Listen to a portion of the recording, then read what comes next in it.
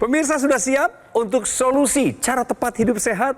Selamat datang di Go Healthy yang sudah produksi lebih dari 1.500 episode berkat dukungan setia Anda selama ini. Jadi sekarang giliran kami ingin mengundang Anda bergabung di Go Healthy Community. Silahkan persiapan pemirsa, ambil ponselnya karena kalau Anda bergabung di Go Healthy Community, Anda akan dapatkan berbagai informasi dan tips-tips kesehatan. Yuk, angkat ponselnya dan pindai kode bar yang muncul di layar. Bersama dua orang praktisi kesehatan, Mas Boy Abidin, Mas Nurman Saputra. Apa kabar semuanya? Alhamdulillah, sehat Mas Yogi. Halo Mbak Tiwi. Halo. Salam sehat, selamat datang di Go Healthy. Salam kenal. Salam kenal, saya Coki. Sibuk apa keseharianmu? Sebagai ibu rumah tangga sambil jualan online. Apa yang dijual secara daring itu? Ada produk sepatu, topi. Saya dengar ada juga kegiatan lain Ada. yang berhubungan dengan estetika gigi gitu, apa benar? Klinik gigi. Klinik gigi. Wah, berarti produktif juga ya. Usia sekarang berapa? Kurang lebih 40. Hampir mau ke 40. Nah, berapa anak? 1. Siapa namanya? Afia. Afia, lihat nih, Mama bangga sama Afia.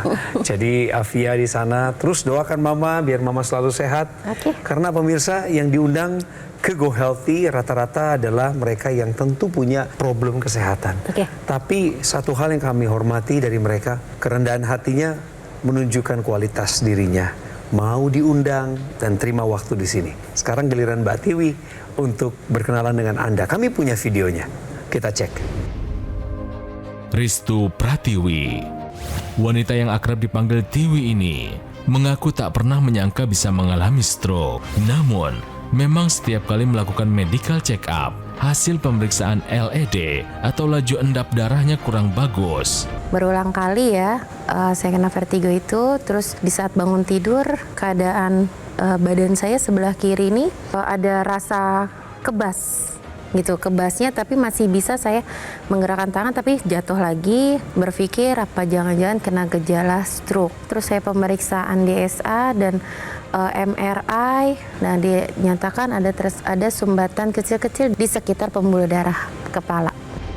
Tiwi pun berharap tak ada lagi serangan stroke yang berikutnya. Ia ingin bisa tetap produktif. Harapan saya untuk kesehatan saya itu, ya saya lebih sehat dan lebih sehat lagi, karena sehat itu sangat mahal dan sehat itu memang sangat penting ya buat kita semua gitu. Itu adalah Mbak Tiwi. Umur berapa waktu itu kena stroke? 32 tahun. Termasuk muda juga, 32 tahun waktu itu udah kena stroke. Tapi bagaimana keadaanmu sekarang? Saya sih merasa baik-baik aja ya. Saya sudah bisa beraktivitas dengan normal, karena mindset saya tuh seperti saya nggak boleh kalah dengan penyakit saya yang dulu. Gitu. Iya. Jadi saya harus semangat terus. Gitu. Itu pasti tantangan ya? Iya, tantangan besar buat saya. Kalau bagi saya itu untuk obesitas saya ya, karena dari dulu sampai sekarang ini, kalau untuk nurunin berat badan sulit sekali. Gitu. Jadi maksudnya Mbak Tiwi dari perkataanmu barusan, Mbak Tiwi bisa kena stroke itu karena obesitas, menurut Mbak? Kalau menurut saya bisa ya, karena saya kurang gerak. Gitu, jadi apa-apa tuh gampang capek. Gitu, jadi kalau saya ngerasa berat saya berlebih, dari kaki saya tumpuannya juga sakit. Waktu cek tensi secara cukup rutin normal aja. Tapi begitu medical check up, begitu pemeriksaan kesehatan menyeluruh, ditemukan ada masalah pada LED. Iya. Laju endap darahnya. Laju endap darah. Dan tinggi. itu saya selalu berwarna merah. Mbak Tiwi kan punya pengalaman ya soal LED. Tapi kita bermain dulu sebentar di benar atau salah. Ini dia pemirsa. LED tinggi bisa picu penyumbatan pembuluh darah. Menurut Mbak Tiwi, kalimat ini benar atau salah? Benar ya? Atau salah? Benar. Bagaimana? Jadi jawaban Mbak Tiwi sendiri tepat. LED merupakan laju endap darah yang artinya kalau laju endap darahnya tinggi berarti komponen pengendapan darahnya tinggi. Hal inilah yang nanti menjadi cikal bakal terjadinya pengendapan darah yang tinggi dan terjadinya pengentalan darah. LED ini bukan hanya karena proses infeksi saja. Pada saat seseorang mengalami yang namanya gula darah tinggi, LED-nya tinggi. Kemudian yang namanya proses peradangan tinggi, saat kita kegemukan, saat kolesterol kita tinggi, LED kita juga tinggi. LED bisa menunjukkan terjadinya proses pengentalan darah, tapi harus dicari tahu lebih lanjut. Proses pengentalan darahnya karena apa? Itulah kenapa LED ini menjadi pemeriksaan screening awal. Kalau sudah tinggi, kita cari tahu nih, penyebabnya apa si LED ini tinggi. Jadi jangan kita abaikan, LED tinggi memang bisa picu penyumbatan pembuluh darah. LED tinggi bisa picu penyumbatan pembuluh darah adalah pernyataan yang benar. Tepuk tangan buat Mbak Tiwi. Jadi awalnya sebelum stroke itu terjadi, apa keluhannya? Saya ada vertigo, saya pengobatan vertigo.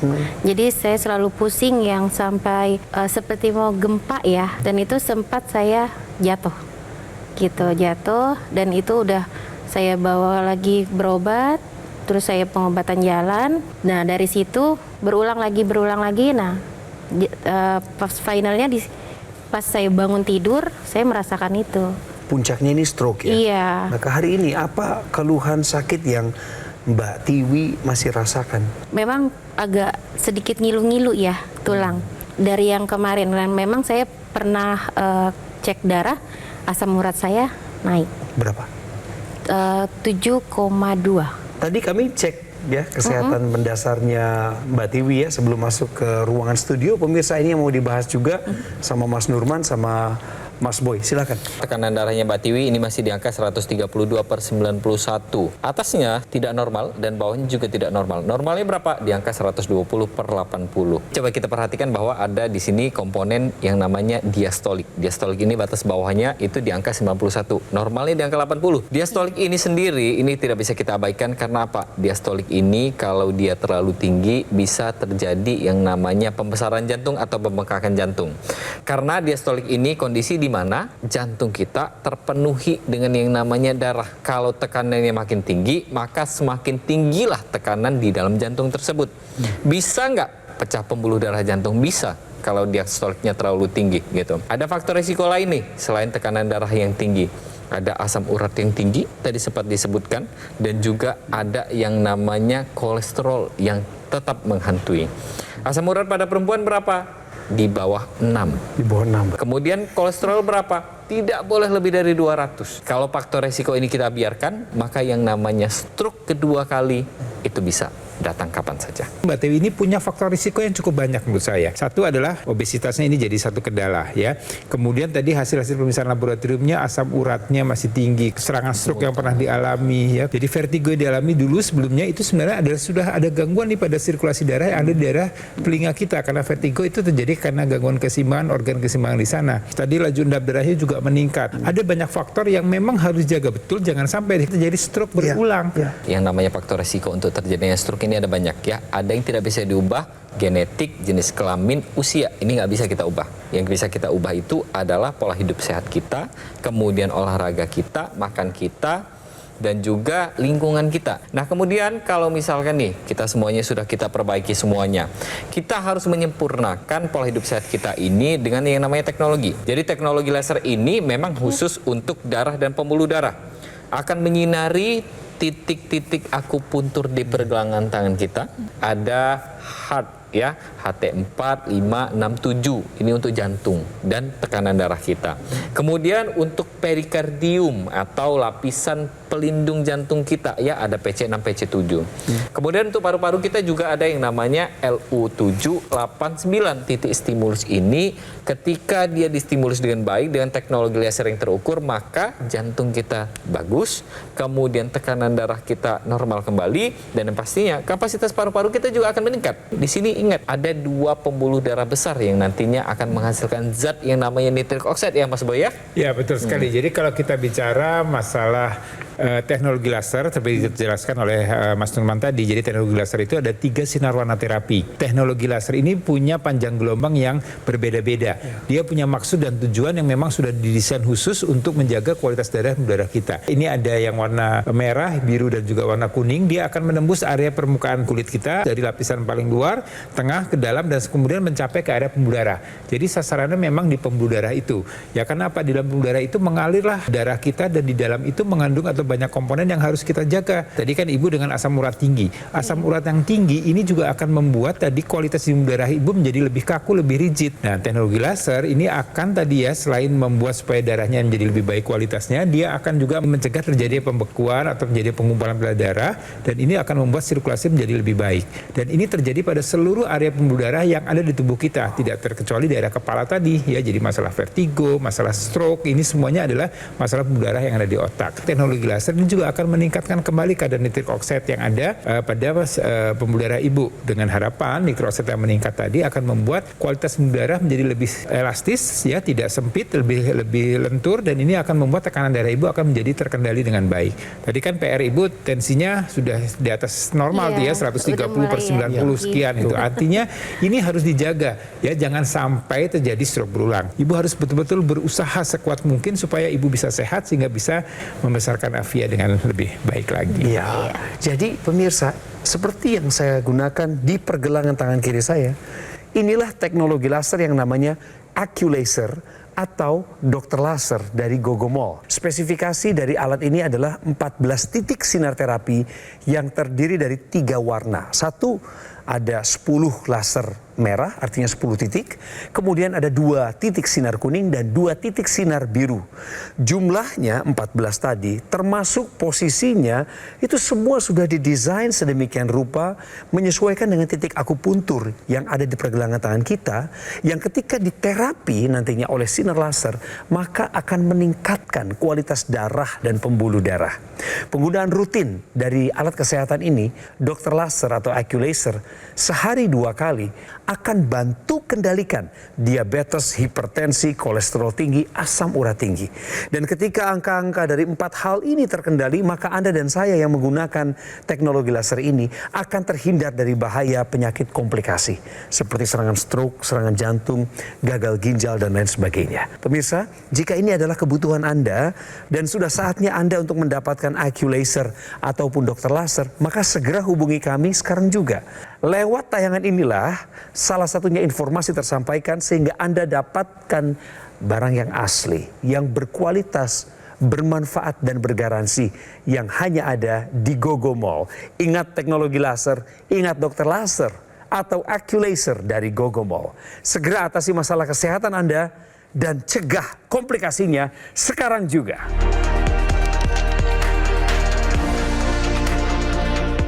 Didukung oleh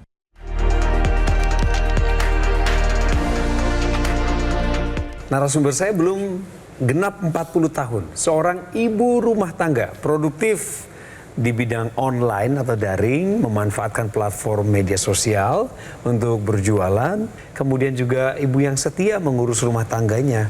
Bukan hanya suami, tapi juga anak semata wayangnya 12 tahun. Dan sekarang ini, pemirsa, apabila ini juga Anda, wanita belum 40 tahun atau usia 40 tahun yang karena masalah obesitas, atau penyempitan pembuluh darah, sambil nonton Go Healthy, Anda merasa terancam. Sebenarnya Mbak Tiwi merasa terancam nggak sih sekarang dengan? Tidak. Oh enggak?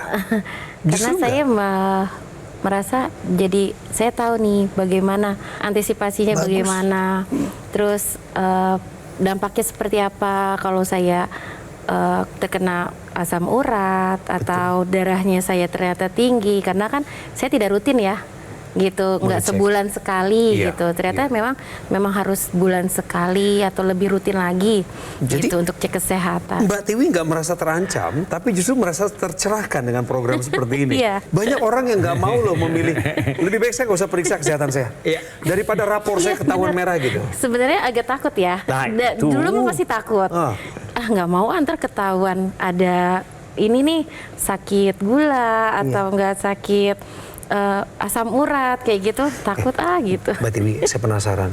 Kala itu, waktu Mbak Tiwi kena stroke, apa yang paling menyedihkan di titik terendah itu? Saya sedihnya itu, kenapa sih saya harus kena seperti ini? Jadi saya nggak bisa beraktivitas, apalagi saya nggak bisa menjaga anak saya gitu. Saya orang tua tinggal satu ya, hanya ibu gitu. Dan posisi suami karena ada kelainan darah ya, jadi tidak maksimal untuk melakukan aktivitas gitu. Mbak bilang tadi produktivitasnya terganggu, nggak aktif lagi, itu berapa lama sejak kena stroke?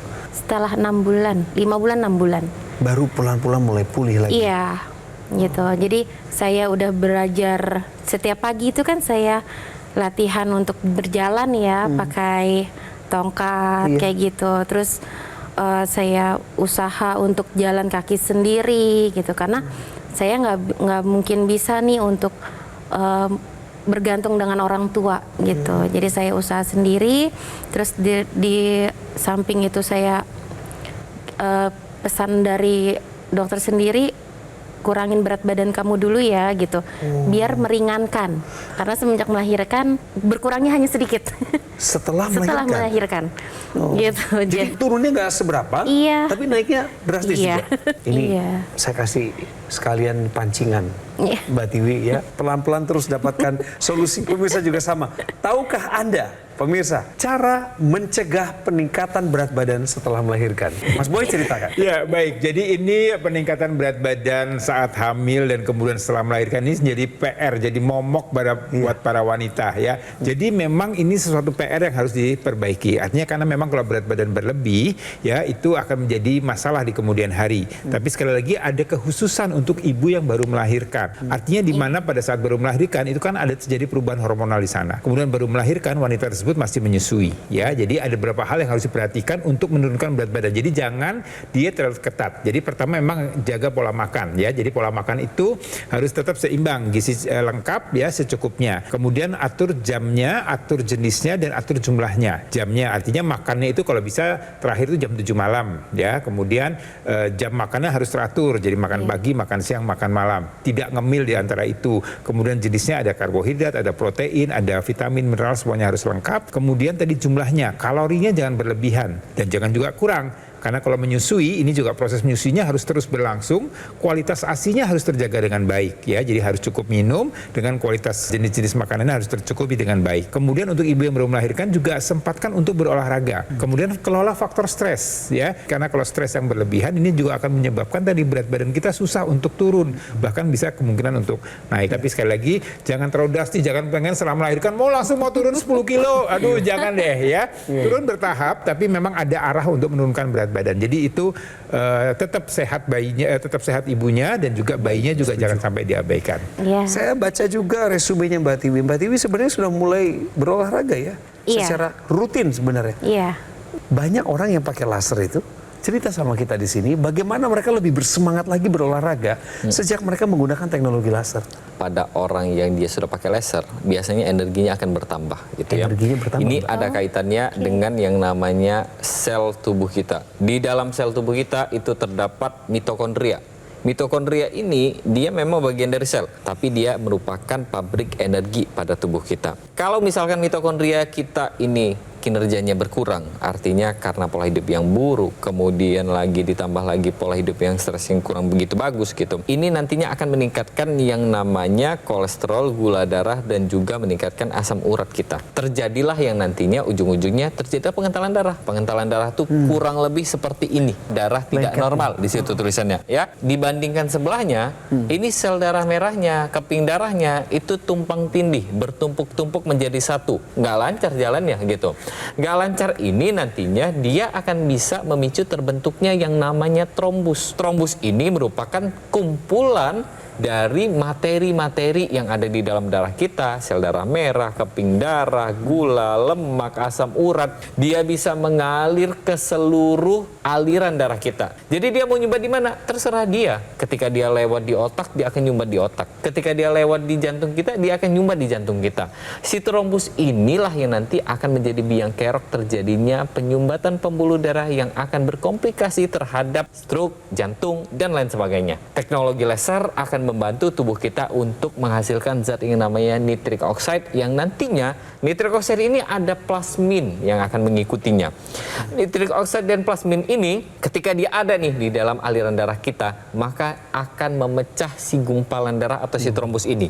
Gumpalan darahnya akan diuraikan, lemak, kemudian gula, kemudian asam urat, obat yang kita konsumsi yang tadinya terjebak di dalam trombus, ini nanti akan disalurkan sehingga bisa diubah menjadi energi dan juga disalurkan ke organ penting di seluruh tubuh kita. Jadi mencegah terjadinya serangan stroke, iya gitu. Kemudian apalagi meningkatkan yang namanya kapasitas energi bagi tubuh kita karena gula darahnya dipakai, yang namanya kolesterolnya dipakai. Jadi kalau kita mau sehat, kalau mau kita gula darahnya terkendali, asam urat terkendali, maka mulai dari sekarang kita pakai teknologi laser. Kalau kita bicara masalah darah-pembuluh darah, yang penting juga yang kita harus perhatikan adalah pembuluh darah yang ada di area kepala kita. Ya, tadi kan digunakan pergelangan tangan. Pergelangan tangan kan ini juga mengalir ke seluruh tubuh kita, tapi kemudian dilengkapi dengan tambahan lagi aksesoris dimasukkan ke area rongga hidung kita atau disebut dengan intranasal. Ini intranasal. Dalam rongga hidung kita ini banyak sekali pembuluh darah halus yang kemudian dia punya koneksi, punya sambungan dengan pembuluh darah yang ada di area kepala kita. Kepala itu kan ada organ vital, salah satunya ada otak, kemudian di situ ada panca indera, ya ada penglihatan, pendengar, semuanya itu ada di sana ya. Dan ini penting untuk orang-orang yang pernah mengalami stroke. Nah, teknologi laser intranasal ini akan menjaga supaya sirkulasi darah di kepala, kualitas darahnya akan menjadi baik, sehingga dia akan mencegah terjadinya stroke. Kemudian banyak lagi manfaatnya. Sirkulasi darah yang baik akan membuat konsentrasi kita akan meningkat, daya ingat kita akan meningkat, ya. Kemudian penglihatan kita, kemudian orang dengan gangguan keseimbangan yang vertigo tadi, ya. Kemudian orang yang ada masalah dengan sinusitisnya, orang ada masalah dengan panca inderanya, ini semua akan terbantukan untuk menjadi lebih baik lagi. Dan juga yang menarik ya untuk wanita, untuk Mbak Tiwi ya, tadi kan sirkulasi darah di wajah ini juga akan menjadi lebih lancar, lebih bagus, sehingga wajahnya akan lebih cerah, terlihat lebih glowing, lebih awet muda, Bu. Ya, jadi gunakan teknologi ini ya untuk Anda pemirsa yang memang ingin menjaga supaya kualitas darah kita akan menjadi lebih baik, yang di pergelangan tangan dan juga yang di daerah rongga hidung atau intranasalnya. Saya ingin tampilkan sebuah video. Ini ada cerita dari masyarakat Indonesia yang punya masalah mirip dengan Mbak Tiwi, tapi bedanya beliau sudah pakai teknologi laser. Kita pengen dengar ya ceritanya, pengakuannya. Bagaimana keadaannya setelah pakai laser? Di muka saya itu terasa ada semut yang banyak sekali. Kaki saya itu tidak bisa buat berdiri. Dan tangan kiri saya itu tidak bisa buat megang apa-apa. Analisa dokter, saya divonis stroke karena ada pendarahan di batang otak. Setelah saya menggunakan teknologi laser ini, saya bisa tidur nyenyak, bisa makan enak, dan saya pagi bangun itu merasakan ringan lagi ya, ringan ya. Kolesterol oke, 120, darah tinggi saya 110. Nah, asam urat saya agak 8,7 saat itu, tapi sekarang sih sudah 7,5 ya. Harapan kami, Anda yang nonton cerita dari masyarakat Indonesia barusan menjadi lebih termotivasi, menjadi lebih optimistis, punya harapan gitu bahwa kalau menggunakan laser lebih cepat itu lebih baik. Siap menjalankan pola hidup sehat, Mbak? Oh, siap banget. Siap juga menggunakan teknologi laser, Mbak? Siap. Karena untuk pencegahan sendiri baik, untuk apalagi dengan saya riwayat seperti ini, biar nggak terjadi untuk yang kedua kalinya ya. Betul. Gitu. Betul. Karena terjadi kedua kali itu lebih lebih parah ya, lebih parah dibanding yang pertama tadi. Jadi sedikit deg-degan ya. Tapi juga membuka pikiran kan, Mbak? Iya, benar. Mawas diri kan, Mbak? Saya berharap Mbak segera bisa menggunakan teknologi laser. Nanti kalau sudah pakai, tolong Mbak kabarin kami ingin undang lagi nih. Kalau berkenan biar Mbak cerita apa bedanya sebelum dan sesudah menggunakan teknologi laser. Hari ini kami berbincang soal teknologi laser yang disebut Dokter Laser atau AccuLaser dari Gogomall. Ini adalah sebuah alat kesehatan yang telah hadir di Indonesia 10 tahun terakhir dan telah membantu meningkatkan kualitas kesehatan masyarakat Indonesia penggunanya. Tetapi ketika Anda memiliki teknologi laser ini, pastikan Anda menggunakan secara rutin. 2 kali sehari, maka Anda akan bisa merasakan hasilnya. Anda bisa cek ke laboratorium bagaimana Anda punya kendali atas diabetes Anda, hipertensi, kolesterol tinggi, bahkan asam urat. Dan ketika angka-angka ini terkendali, harapannya adalah kita dapat terhindar dari bahaya komplikasi seperti serangan jantung, stroke, gagal ginjal, dan lain sebagainya.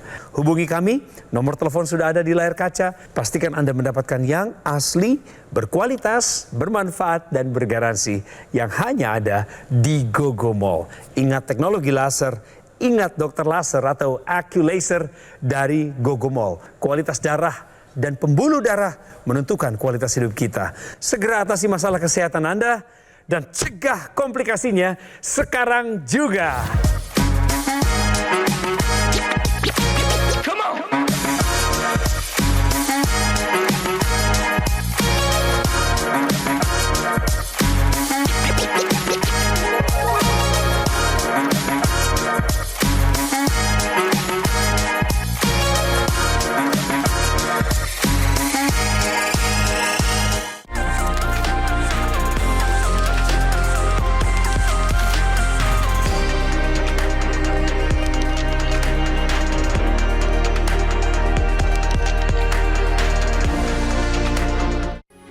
Metro TV.